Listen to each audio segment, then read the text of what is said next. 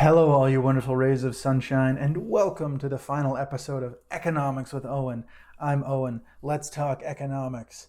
Here's the problem we're tackling today. In many tourist-heavy cities, certain businesses will offer discounts for locals.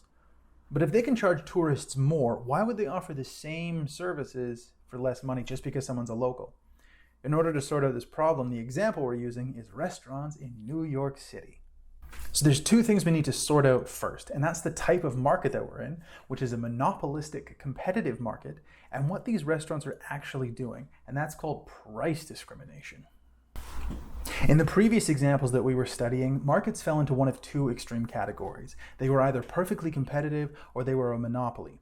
Monopolistic competition is exactly what it sounds like. It's somewhere in between the two, and it has qualities of both.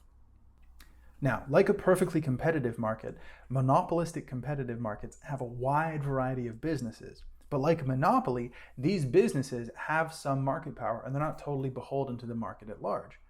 The key difference is that these businesses have what's called product differentiation, meaning that the product they offer is different enough from their competitors, and this allows them to set their own prices in the market.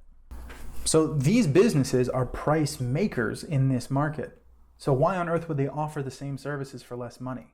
Well, it's because there's a difference in the willingness to pay of the tourists versus the locals. And this is where price discrimination comes in. Specifically, this is third-degree price discrimination, where a business separates their customers into different categories, in this case, based on locale. When it comes to restaurants in New York City, their prices are set where they are for a number of reasons.